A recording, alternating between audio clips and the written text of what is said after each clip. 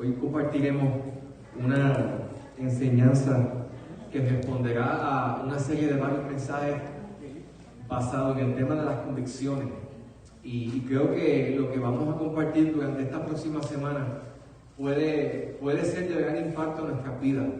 Y en ese sentido, pues quiero que oremos para que así sea. Padre, oramos a ti, Señor, antes de compartir la palabra, porque sin tu Espíritu Santo, sin la asistencia directa de tu Espíritu Santo, no vamos a poder entender tu palabra, ni vamos a poder reconocer la necesidad que tenemos de responder a ella, a la luz de tu llamado para nosotros, Señor. Yo te pido, Dios, que nos ilumines. Te pido, Señor, que me des gracia y favor para que al yo compartir esta verdad con mis hermanos, la vida de ellos sea edificada, Señor, y tu voluntad, Señor, les sea revelada a cada uno de ellos.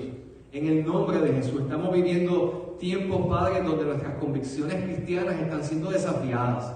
Estamos viviendo tiempos, Señor, en donde se está queriendo redefinir tantas cosas.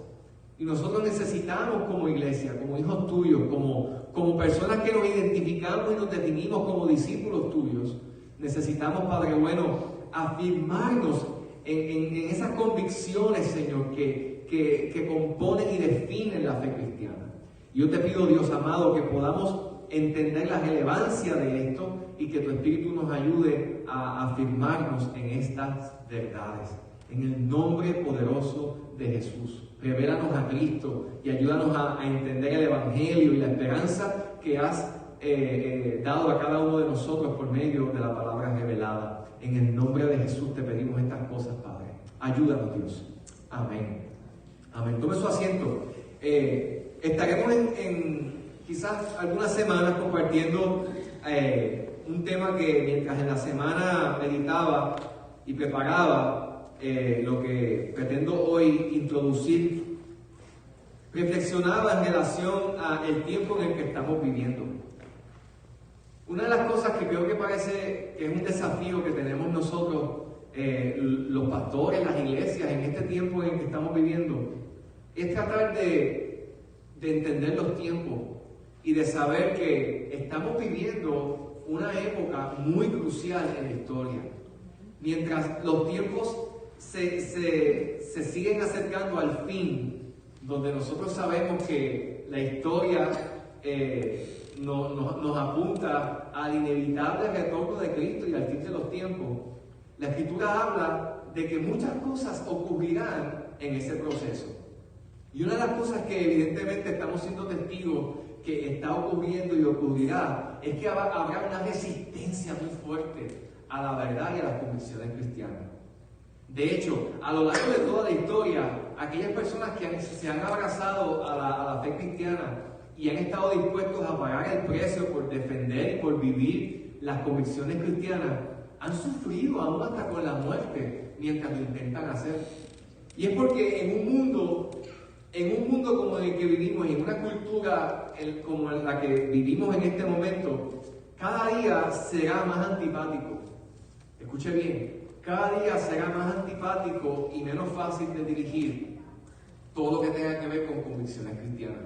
La nación en la que estamos nosotros ahora viviendo aquí, los Estados Unidos de América, en sus inicios fue levantada sobre principios influenciados por la tradición judeocristiana. Pero poco a poco nosotros nos hemos dado cuenta de cómo eso se ha ido revirtiendo y cómo esos valores que le han dado sentido, fundamento a esta nación han sido abandonados. Y no han sido abandonados nada más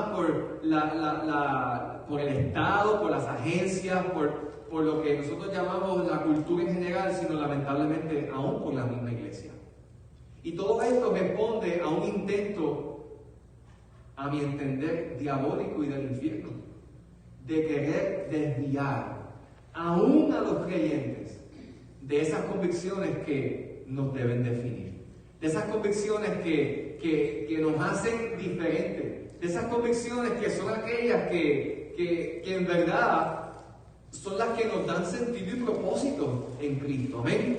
Y por eso intentaré quizás en algunas semanas compartir acerca de convicciones, ciertas convicciones hacia las cuales Dios nos está llamando, ciertas convicciones que necesitamos refrescar, porque ¿sabes qué, hermano? Y yo estoy totalmente convencido de que esa es la realidad en la que nos encontramos. Estamos viviendo un tiempo, hermano, donde lamentablemente la mayoría de las personas viven no según sus convicciones, dale al próximo, sino según sus preferencias.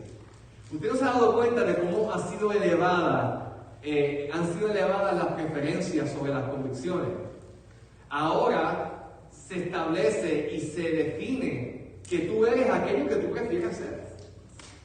Y eso se lo están queriendo inculcar a uno de nuestros niños desde pequeños, con distintas ideologías torcidas que en algún momento hablaremos con más detalle, como la ideología de género, como la nueva moralidad en relación a la sexualidad y a la identidad sexual. Y usted hermano, se sorprendería.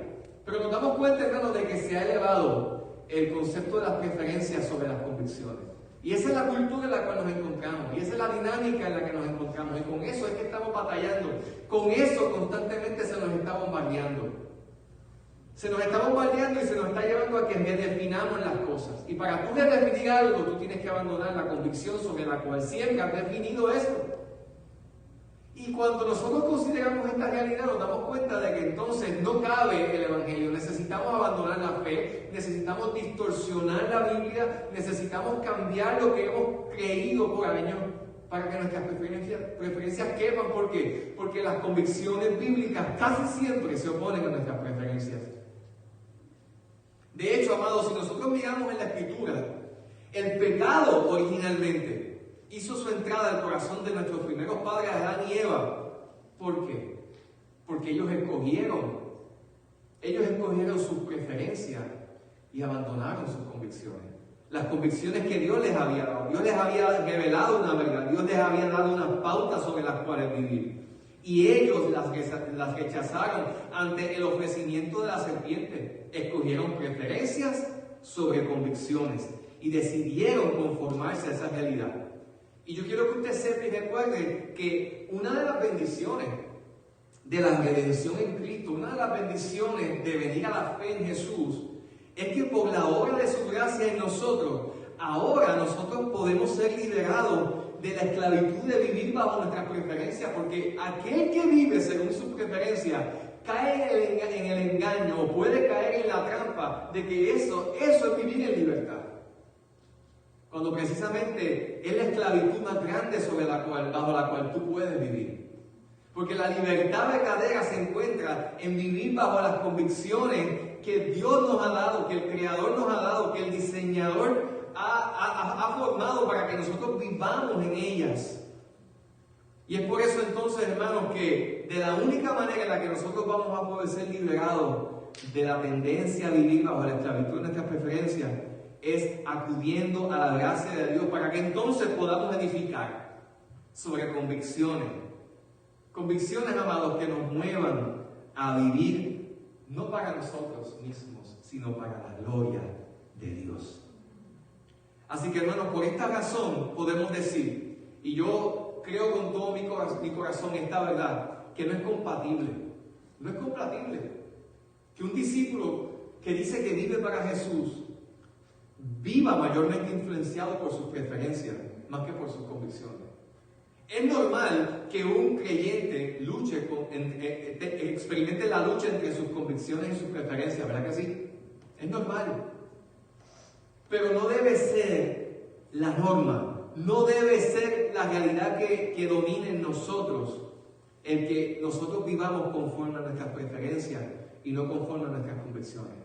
Cuando nosotros vivimos conforme a nuestras preferencias, estamos colocándonos en el lugar de Dios.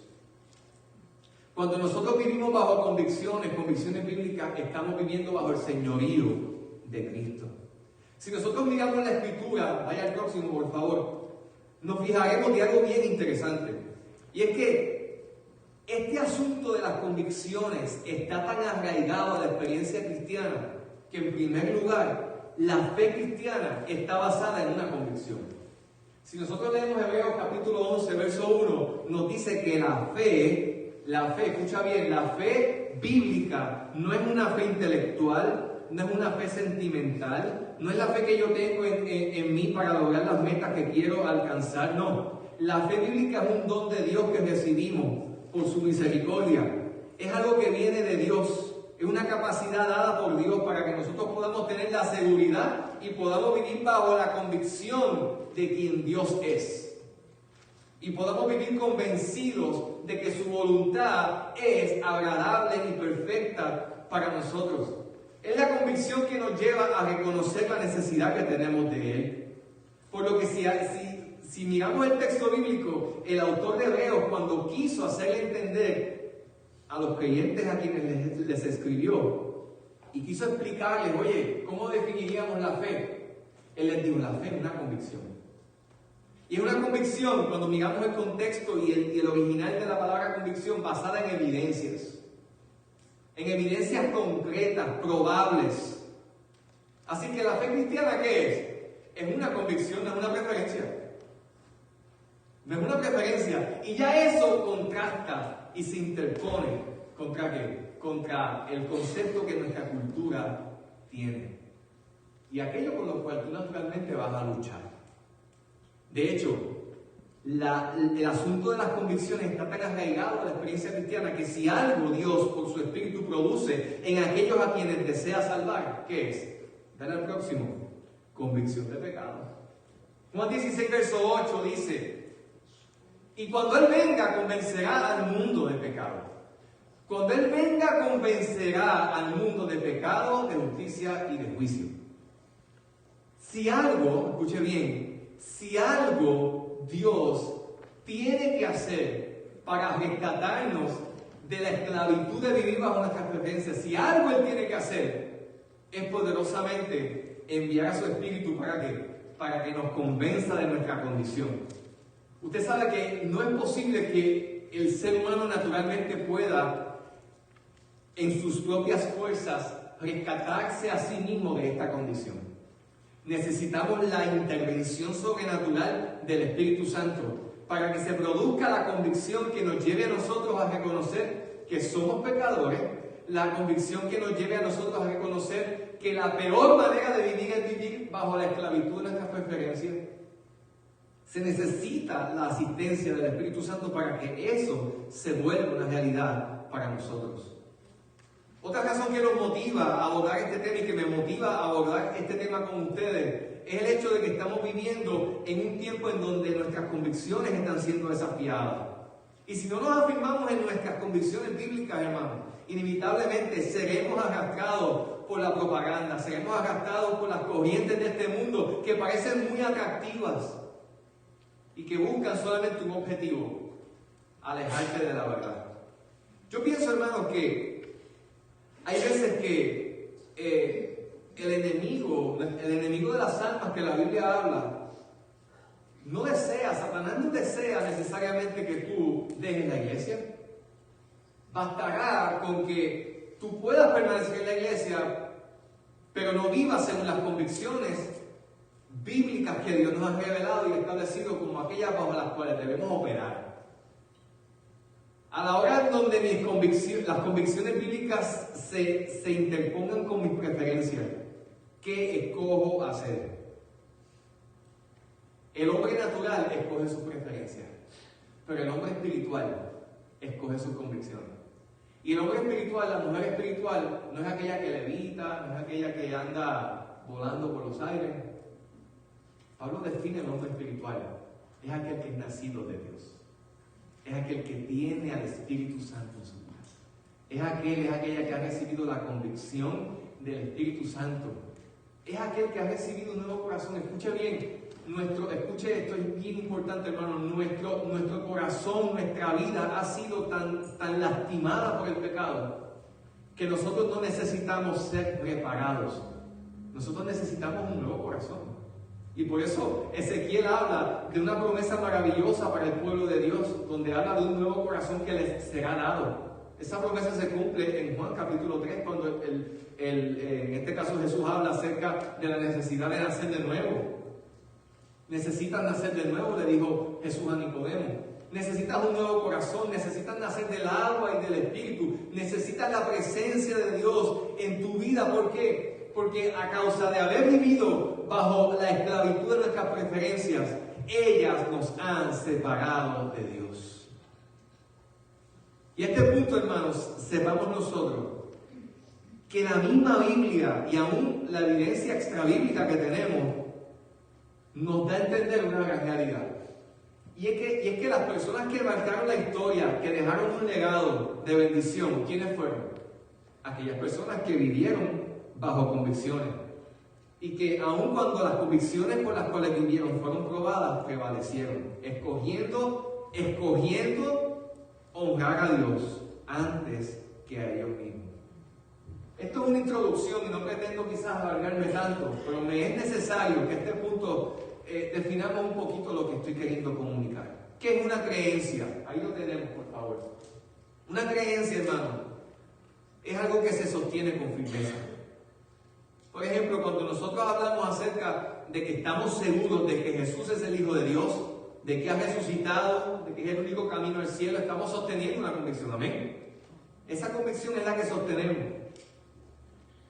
También la Biblia habla de que una convicción es un sentimiento de culpabilidad que proviene del Espíritu Santo. Una culpa que viene como producto de la convicción de Dios, que nos lleva a reconocer la necesidad que nosotros tenemos de acercarnos a Dios, de arrepentimiento. Pero es importante que entendamos que para poder asimilar lo que viene a través de esto, sé que el Señor quiere hablar a nuestro corazón, entendamos la diferencia entre qué es una preferencia y una convicción. Lo tenemos ahí. Yo intenté hacer una tablita, vamos a ver si se puede ver más o menos. Aquí se ve chévere, así que lo pueden mirar. Muy bien. Las preferencias, hermano, ¿qué hace que sean diferentes? ¿En qué podemos diferenciarlas? Bueno, las preferencias son creencias que varían de acuerdo a las circunstancias. Yo creo esto, yo creo aquello, yo adopto esta postura, si es que me trae algún beneficio. ¿Okay? Eso es una preferencia. Las preferencias no provienen de un cimiento sólido para nuestra vida, porque dependen de lo que nos ocurra, no descansan sobre principios. Pueden ser cambiadas si se nos ofrece algo mejor, por lo cual son fácilmente absorbidas ante las tentaciones. No pasan en vigor de la prueba, de la tentación, son fácilmente negociables, no así las convicciones.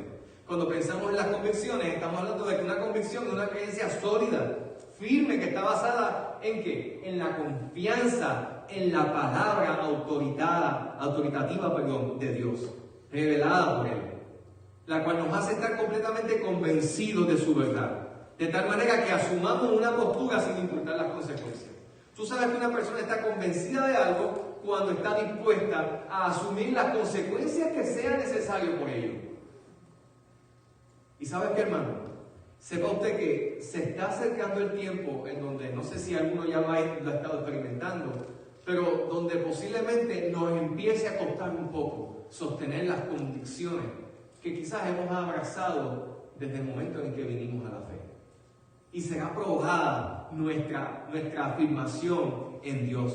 Las convicciones, hermanos, son tan importantes porque ellas nos moldean.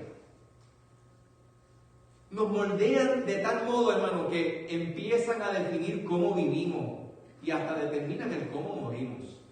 Así que son importantes, hermanos. Definen nuestra identidad, cómo te ves a ti mismo, te proveen dirección sólida, te mantienen en el camino correcto sin importar las circunstancias, dificultades, tentaciones, pruebas que puedas enfrentar. Así que es importante que entendamos esta diferencia. Yo te pregunto, ¿cómo estás viviendo? ¿Estás viviendo bajo el rigor de tus preferencias o estás viviendo en convicciones? Bajo convicciones. Si miramos, por ejemplo, lo que hoy vamos a considerar, vaya conmigo a Génesis capítulo 4. En Génesis capítulo 4 vamos a ver la convicción número 1 que hoy te quiero compartir. La convicción número 1 la vamos a ver a través del ejemplo de Abel. Lee de la siguiente manera: Dios es digno y merecedor de lo mejor y lo primero. Si tú crees eso, tu vida lo va a reflejar. Si tú estás convencido de esta verdad, si esta verdad te define, no va a ser algo que nada más de la boca para afuera se va a quizás la gente dar cuenta de que eso es lo que tú has asumido como fundamento en tu vida. sino los frutos de tu proceder, de tu vivir, lo demostrarán. El ejemplo que veremos en el capítulo 3 y 4 de Génesis, versos del 1 al 6, nos demuestra cómo dos personajes, Caín y Abel, de forma clara nos ilustran la realidad de alguien que vivió bajo el rigor de sus preferencias y la realidad de otro que vivió bajo convicciones. Leemos, por favor, si me acompaña, se lo agradezco, capítulo 4 de Génesis, dice: y el hombre conoció a Eva, su mujer, y ella concibió y dio a luz a Caín. Y dijo: he adquirido varón con la ayuda del Señor. Después dio a luz a su hermano Abel, y Abel fue pastor de ovejas y Caín fue labrador de la tierra. Quiero hacer un paréntesis aquí. No crea usted que Dios veía como algo más valioso y digno el fruto de los animales sobre el fruto de la tierra. No era así. En este tiempo, tanto una cosa como la otra eran valiosas delante del Señor y aceptables como ofrenda. Ese no fue el problema. Verso 3. Y aconteció que al transcurrir el tiempo, Caín trajo al Señor ofrenda del fruto de la tierra. No nos dice más nada. Verso 4. También Abel, por su parte, trajo de los primogénitos de sus ovejas y de la grosura de los mismos. Y el Señor miró con agrado a Abel y a su ofrenda, pero a Caín y su ofrenda no miró con agrado. Y Caín se enojó mucho, y su semblante se demudó. Entonces el Señor dijo a Caín: ¿por qué estás enojado? ¿Y por qué se ha demudado tu semblante? Si haces bien, no serás aceptado, y si no haces bien, el pecado yace a la puerta y te codicia, pero tú debes dominarlo. Se nos presenta en esta porción bíblica la realidad de un Caín que solamente nos dice el texto que trajo una ofrenda de los frutos de la tierra, versus un Abel que se destaca por haber traído no nada más de lo que tenía, sino de los primeros frutos y de lo mejor que tenía. Y es evidente que la ofrenda de uno versus la ofrenda del otro evidenció cuál era la actitud que les motivó a traer dicha ofrenda. En la nueva traducción viviente se nos presenta un poquito más claro el lenguaje y nos dice, en versos 3 al 5, se los leo rapidito, dice: al llegar el tiempo de la cosecha, Caín presentó algunos de los frutos de sus cultivos como ofrenda. That's it. Eso nada más. Abel también presentó una ofrenda, las mejores partes de algunos de los corderos que eran primeras crías de su rebaño. Significa entonces, hermanos, que la ofrenda que presentó Abel reveló la convicción que Abel tenía acerca del Dios a quien le estaba trayendo la ofrenda. La ofrenda de Caín reveló la visión que evidentemente, o el concepto que tenía del Dios a quien le estaba ofreciendo y trayendo su ofrenda. Es interesante porque cuando miramos la realidad de lo que estamos nosotros viendo aquí, nos damos cuenta, hermanos, que el acercamiento de Caín demostró que éste estaba dominado por sus preferencias. No sé si usted se ha dado cuenta, pero el texto solo dice que Caín trajo de los frutos de la tierra. No dice qué hizo con la primera cosecha. No dice qué hizo con lo mejor de la cosecha. Dice que de lo que tenía le trajo al Señor. Yo asumo, y la Escritura nos da quizás paso a entender, que si lo primero Caín no se lo trajo a Dios, si lo mejor de su cosecha no se lo trajo a Dios, ¿a quién usted cree que se lo llevó a dar? Yo creo que se lo dio como propina a él, por el esfuerzo de su trabajo. La Biblia nos habla por lo que dice, pero también por lo que no dice. Y de momento cuando miramos ese pasaje nos damos cuenta que el texto solamente nos revela que eso fue lo que él trajo. Y luego Dios mismo señala que su motivación no era buena y que el pecado estaba a la puerta. Significa que la motivación que llevó a Caín a solamente cumplir con lo que Dios estaba exigiendo de él, ¿qué demuestra? Que la visión que él tenía de Dios, que la visión que él tenía aún de lo que hacía, de su esfuerzo, estaba regida no por una convicción suprema en el Dios que merece lo mejor, que es digno, que es el dueño de todo, sino en la noción de que por cuanto yo creo y entiendo que aquello por lo cual trabajo, merezco mérito por ello, a Dios puedo y con Él puedo y basta que cumpla. Pero lo mejor, pues obviamente, posiblemente lo reservo para mí. Pero no así vemos en Abel. ¿Y qué nos hace pensar a nosotros que la ofrenda de Caín estuvo regida bajo una convicción? Bueno, a Dios le agradó. ¿No es cierto? A Dios le agradó, y no tan solamente a Dios le agradó. Nosotros podemos ver en el texto de Hebreos capítulo 11, verso 4, que el autor dice que lo que motivó a Abel a ofrecer de las primeras crías de los rebaños y de lo mejor fue una convicción. Capítulo 11, verso 4 dice, por la fe. Ponga entre paréntesis, ¿qué es la fe según Hebreos 11:1? La convicción. Según la convicción que regía y dominaba el corazón de Abel, Abel ofreció a Dios más excelente sacrificio que Caín.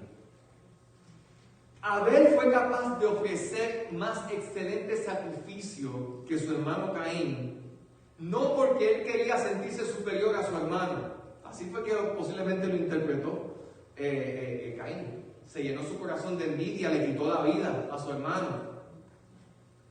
Lo que motivó a Abel a ofrecer la ofrenda de la manera en la que la ofreció fue una convicción. Una convicción fue suficiente para que Abel estuviera dispuesto a negarse a la primicia, negarse a lo mejor, para dárselo a quien él entendía que en realidad era digno de recibirla.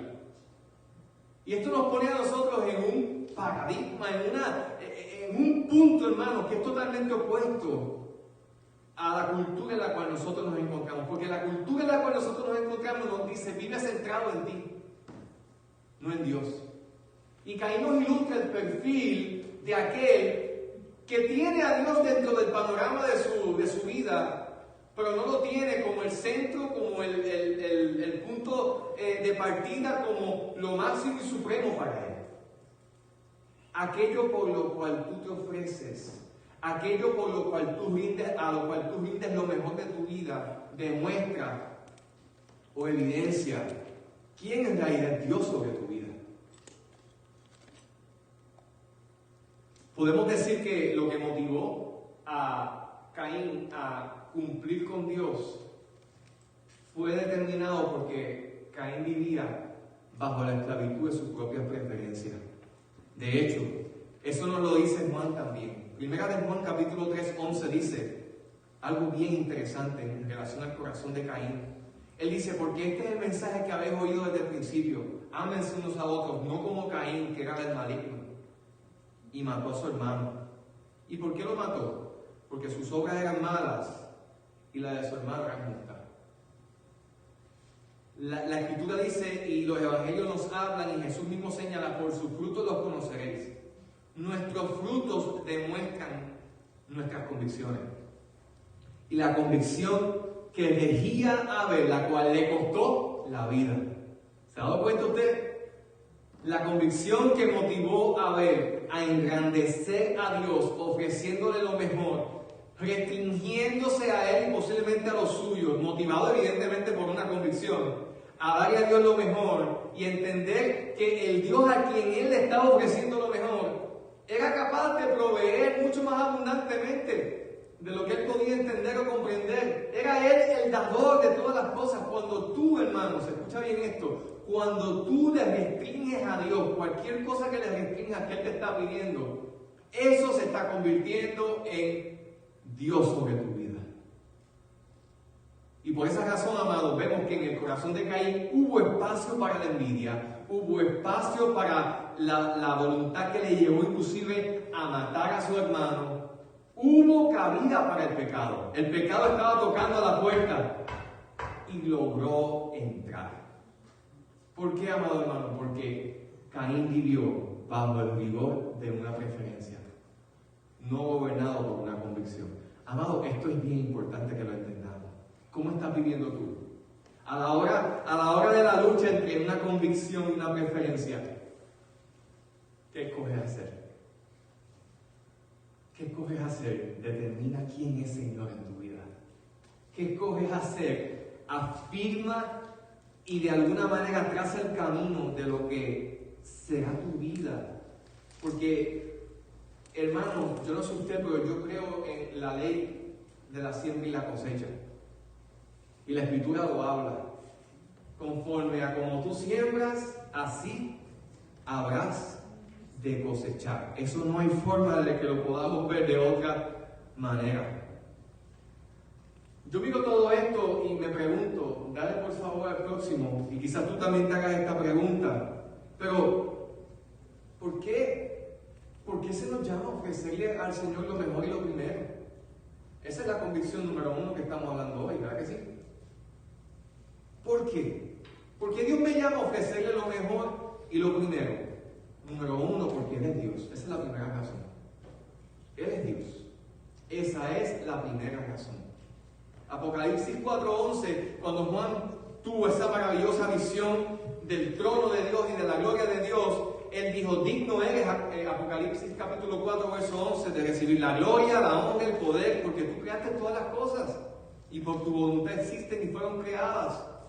Luego David, en Primera de Crónicas 29:13, habla también acerca de la grandeza de Dios, del Dios que es la fuente de todas las cosas. Él dice, porque todas las cosas proceden de ti, y de lo recibido de ti te damos. Caín se creyó dueño del fruto de su esfuerzo y decidió cumplirle a Dios. La ofrenda de Caín yo le llamo la ofrenda del religioso. Sí, es la ofrenda del que poncha. Ya no existen los ponchadores, ya eso pasó de moda. Yo estoy poniendo viejo. Ahora tú, el dedo, ¿eso que se pone cuando en el trabajo? O pones tu rostro y te hacen y ya, olvídate, ya tienes ahí la entrada a tu jornada de trabajo. Hermanos, a veces vemos la experiencia de nuestra dinámica con Dios de esa forma. ¿De qué te estás perdiendo? Hay de tanto que te estás perdiendo. Pero no nada más te estás perdiendo de algo. Estás cogiendo peligro. Estás cogiendo peligro, amado, de perderte. Esto es debido a muerte. ¿Por qué Dios nos llama a que le ofrezcamos lo mejor? Porque Él es Dios. Aquello por lo cual tú rindes lo mejor de tu vida es aquello a lo cual tú le estás dando un estatus de Dios en tu corazón. Segunda razón, ¿por qué el Señor nos llama a que le demos lo primero, lo mejor? Número 2, por lo que Él ha hecho por nosotros a través de Jesucristo. Hermanos, Él es merecedor porque Él es Dios. Amén. Creador de todas las cosas. Él es el dueño de todas las cosas. Yo lo reconozco como la fuente. Pero también, ¿por qué somos llamados a ello? Por lo que Él ha hecho a través de Jesucristo. Romanos 12:1 dice, tomando en cuenta la misericordia de Dios, ofrécete como un sacrificio vivo, santo y agradable a Dios. Tomando en cuenta lo que Dios hizo por ti, ofrécete como sacrificio. Cuando dice ofrece tu cuerpo, está en otras palabras el apóstol Pablo diciendo, ofrece todo lo que eres, todo tu ser, toda tu vida, rendida al Señor. Porque algo ocurre cuando tú te ofreces, considerando la misericordia de Dios, te ofreces a Cristo de esta manera. Número 1, estás agradeciéndole lo que Él ha hecho, es gratitud. Y número 2, estás cobrando conciencia de alguna manera del gran amor de Cristo. Porque eres afirmado en la realidad del Evangelio. Número 3, ¿por qué se nos llama a ofrecerle lo mejor y lo primero a Dios? ¿Por qué se nos llama a afirmarnos en esa convicción? Número 3, porque Dios nos quiere librar, hermanos. Dios te quiere librar a ti de la esclavitud, de la vanidad, de amar a otra cosa más que a Él. Escucha bien, hermano. Si Dios es Dios y Él es la fuente suprema del bien y sus atributos son perfectos, si Él es perfectamente bueno, ¿existirá otra cosa tan buena como Él? Dígame sí o no. Entonces, si Dios no nos exigiera que rindamos todo lo que puede sustituirle en su vida para que nosotros podamos reconocerle a Él como bueno, ¿nos estará amando o nos estará odiando? Nos está amando, ¿sabe por qué? Porque si Él es Dios, Él es la máxima expresión del bien. Y si no hace lo que hace, si no nos pide lo que nos pide, entonces nos está privando de poder disfrutar del máximo bien que se puede experimentar en esta vida y en la venidera, que es Dios mismo. Quiere decir, hermanos, que cuando Él llama a que nosotros le glorifiquemos y nos dice que Él es celoso, no comparte su gloria con nadie, no amarás otra cosa más que a Dios, no tendrás otros dioses fuera de mí, todo lo que hagas, hazlo por amor a mi nombre. Tú dices, pero ¿qué Dios tan centrado en sí mismo? ¿Qué Dios tan egoísta? No, es que si no lo fuera no te amaría.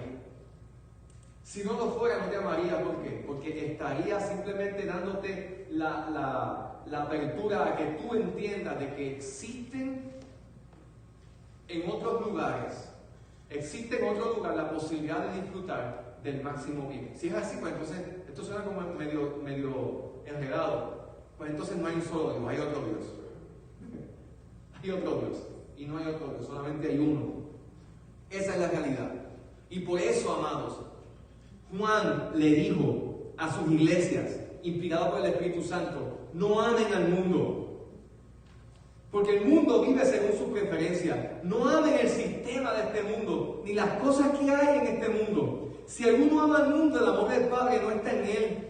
Porque todo lo que hay en el mundo, los deseos de la carne, los deseos de los ojos, la vanagloria de la vida, póngale ahí entre paréntesis preferencias, no vienen del Padre, sino que vienen del mundo, que está dominado y que opera bajo la autoridad del príncipe de este mundo. Y el mundo pasa y sus deseos, en otras palabras, las preferencias son ¿qué? Pasajeras. El que edifica sobre preferencias va a pasar, no son sólidas. Pero el que hace la voluntad de Dios, en otras palabras, el que vive y edifica sobre convicciones bíblicas, permanece para siempre. ¿Y cuál es la convicción bíblica que hoy hemos compartido a la luz del ejemplo de Abel? Diga conmigo, Dios se merece lo primero y lo mejor de tu vida. Esa es la primera convicción que tú y yo necesitamos entender. Porque Él es Dios. Porque Él dio lo mejor para alcanzarnos a nosotros. Y número 3, hermanos, porque Él quiere librarnos de la esclavitud y de la vanidad, de amar otra cosa más que a Él. Vivir esta vida amando otra cosa más que a Dios es vivir esclavo de falsos ídolos que terminarán arruinando nuestra vida. Escucha bien eso. ¿Usted cree que cuando Jesús recordó a este maestro de la ley, maestro, ¿cuál es el primer mandamiento de todos? ¿Usted cree que fue un capricho de Jesús porque no tenía nada que decirle cuando dijo cuáles son los mandamientos más importantes? Son 613, ¿ok? Con 10 enmiendas, un resumen de 10, que son los 10 mandamientos. Y si lo vamos al core, vamos a resumirlo en 2. Ama a Dios con todo tu corazón, con toda tu mente, con todas tus fuerzas. That's it. Y a tu prójimo como a ti mismo. En eso se resume la ley y los profetas. Ahí tenemos el resumen de todo. Simple, sencillo. ¿Por qué usted cree que Jesús no se enfocó en otra cosa? Porque, amado hermano, amada hermana que está aquí, si algo es importante que tú entiendas y que edifiques sobre algo, si sobre algo es que es importante que tú edifiques tu vida, es sobre la base de tu amor a Jesús. Si no es tu amor a Jesús, tú amarás otra cosa, porque tú y yo fuimos creados para adorar algo.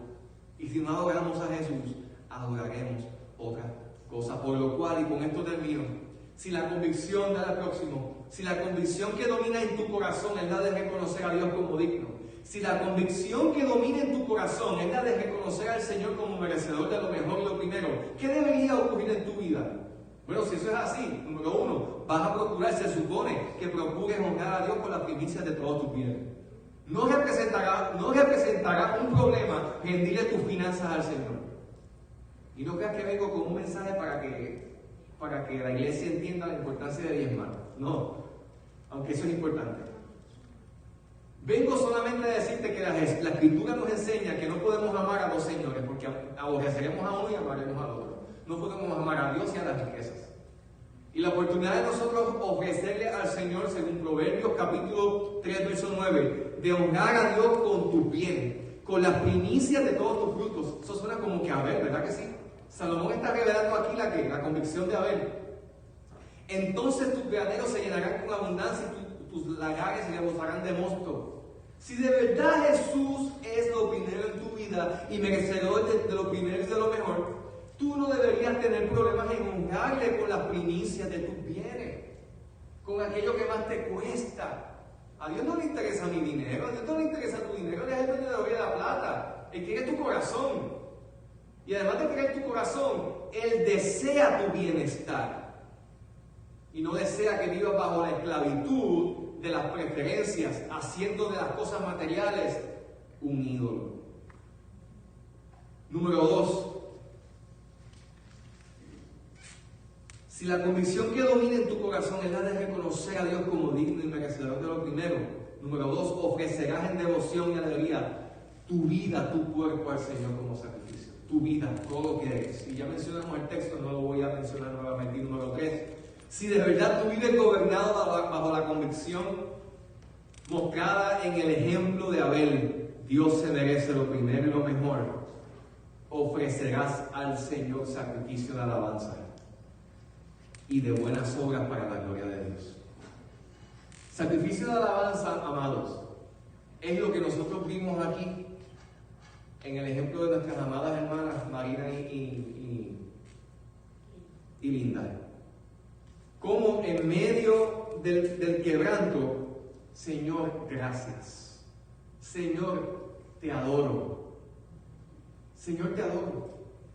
Si me libras, te adoro. Si no me libras, te sigo adorando. Si me sanas, tú sigues siendo grande. Si no me sanas, sigues siendo glorioso.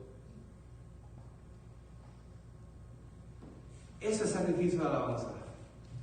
No deseo, mis fuerzas no me dan, pero yo voy más allá de mis preferencias y me dejo llevar por mis convicciones. Hermano, si tus convicciones no son las que te llevan a vivir una vida de rendición, compromiso, si tu devoción a Dios no descansa sobre la base de una convicción, esa devoción dependerá de emociones. Pero si la devoción que tú tienes por el Señor descansa sobre convicciones, esa devoción rebasará la prueba del tiempo y de las circunstancias difíciles. Y también habla aquí de las buenas obras como muestra de aquello que no deberías tener problemas si en verdad tú vives bajo la convicción de Abel. Termino con este texto, Hebreos 13, 15 al 16, dice: por tanto, ofrezcamos algunas veces, dice ahí. ¿Eso es lo que dice? No, continuamente, mediante Él, porque no es según nuestras fuerzas, es en la gracia de Dios, mediante Él, sacrificio de alabanza a Dios, es decir, fruto de labios que confiesan su nombre. Y también porque la experiencia cristiana no se circunscribe a algo que decimos, también se circunscribe a algo que hacemos. Y no se olviden de hacer el bien y de la mutua ayuda o ayuda mutua, porque de tales sacrificios se agrada a Dios. Es que si tú vives gobernado bajo convicciones, amado, tú serás capaz en la gracia de Dios de ofrecerle sacrificio de alabanza a Dios y de tener presente que parte del oficio cristiano es hacerle bien a la gente. Es hacerle bien a la gente. Hermanos, no nos olvidemos de hacerle bien a la gente. No nos olvidemos de ayudar a la gente. ¿Cómo puedo ayudarte? A veces la gente no pide ayuda. Yo me he dado cuenta de eso. No quieren molestar. Pero tenemos que buscar la manera. Porque eso agrada a Dios. Y bendice a la gente. Ahora bien, hermano, para vivir de esta manera, será necesario que tú camines bajo convicciones y no bajo preferencias. De hecho, yo te diría que la vida abundante de Jesucristo se encuentra en edificar sobre esta base. De hecho, el Evangelio, Cristo, la obra que Él hizo para perdonar nuestros pecados, entregando su vida en la cruz, precisamente es lo que Dios ha hecho para que sea posible que tú puedas vivir bajo convicciones y no dominado por tu preferencia. Para eso Jesús fue a la cruz. Jesús decidió en Getsemaní, como ser humano, Señor, que no se haga mi voluntad, sino la tuya. Y con eso que estaba diciendo Jesús, Señor, que no sea como yo prefiero. Yo preferiría que tú pases de mí esta copa. Yo lo preferiría. Pero Señor, eso no va de acuerdo a la misión que tú me diste. Eso no descansa sobre la convicción de lo que soy y a lo que tú me has llamado a hacer aquí en la tierra. Por lo tanto, me someto a la convicción, a tu voluntad. ¿Y qué ocurre? Dios fue glorificado, tú fuiste salvado y alcanzado y se nos ha dado una esperanza eterna. Gracias a que Jesús decidió vivir bajo convicciones y no bajo sus preferencias. Tú no sabes a cuántas personas vas a bendecir.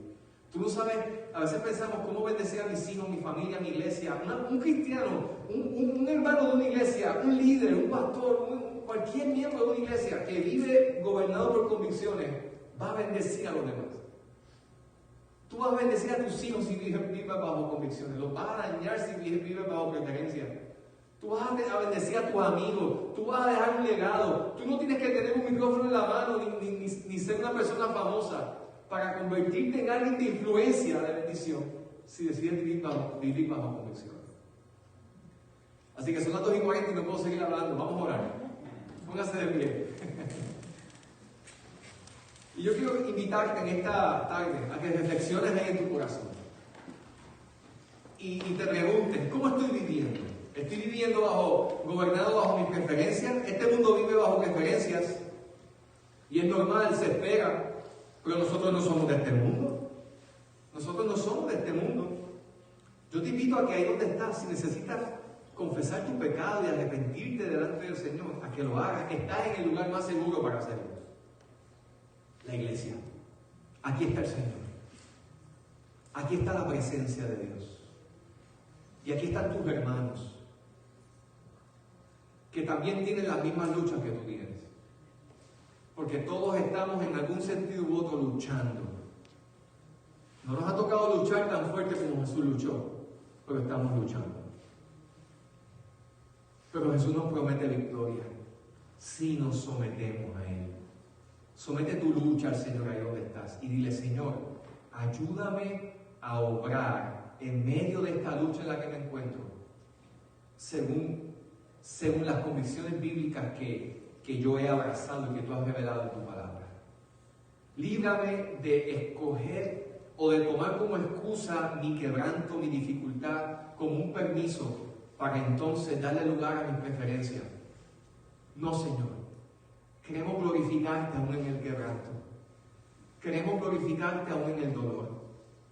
Queremos honrarte aún en la dificultad, aún en la escasez, aún en la abundancia, aún en la lucha emocional queremos agradarte. Aún, Señor, en medio de la incertidumbre económica queremos agradarte. Aún, Señor amado, ante la oposición que recibamos de nuestros amigos, aún de las dificultades que enfrentemos con aquellos que quizás están queriendo meternos por ojo, boca y nariz, mentiras que van en oposición a tu palabra. Ayúdanos, Padre.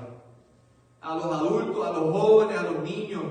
Señor, sabemos que en todos los frentes se nos está queriendo hacer pensar que se trata de nosotros y que nosotros somos el centro y que nuestra felicidad es el máximo valor a perseguir. Señor, tú no deseas nuestra felicidad, ni buscas, ni debemos buscar necesariamente nuestra felicidad aquí porque no la vamos a encontrar. Señor, aquí deseas santificarnos, deseas que aquí seamos santificados, preparados para la eternidad, porque la felicidad la encontraremos en la eternidad juntamente contigo. Mientras vivimos aquí, prepáranos, Padre bueno, para la eternidad. Prepáranos, Dios mío, para vivir una eternidad contigo, Señor. No viviendo como antes vivíamos, Señor. Nos despojamos de nuestra antigua manera de vivir para adoptar la nueva identidad, Señor, que es conforme a Cristo. Ayúdanos, Señor, a adoptar la identidad verdadera de quienes somos en realidad. Que ese falso yo que vive bajo el rigor y el gobierno de las preferencias, Señor, pueda ser dejado a un lado. que muera en la cruz, para que pueda vivir ese nuevo yo que ha sido creado conforme a Cristo y vive sostenido bajo convicciones, esas convicciones inquebrantables que vemos en la Escritura, Señor. Padre, ayuda a mis hermanos a que puedan abrazarse a esta convicción que hemos hoy compartido. Ayúdanos a vivir, Señor, entendiendo que somos llamados a caminar ofreciéndote a ti lo primero y lo mejor, porque tú eres Dios, tú te lo mereces y tú nos quieres librar, Señor, de la tiranía de las preferencias, Señor, para que vivamos en la libertad gloriosa de caminar en comunión contigo. En el nombre de Jesús. Dale gracias al Señor ahí donde está, si Él te ha hablado hoy. Dale gracias. Y el Señor, ayúdame a vivir bajo convicciones. En el nombre de Jesús. Y si tú estás aquí todavía no has hecho profesión de fe, no has recibido a Cristo, yo te invito a que no te vayas de aquí sin acercarte a mí o a alguno de los líderes de la iglesia. Queremos orar por ti y animarte a que vengas a Jesús. Queremos ayudarte a que conozcas más del Señor. Padre, gracias por este tiempo. Te bendecimos en el nombre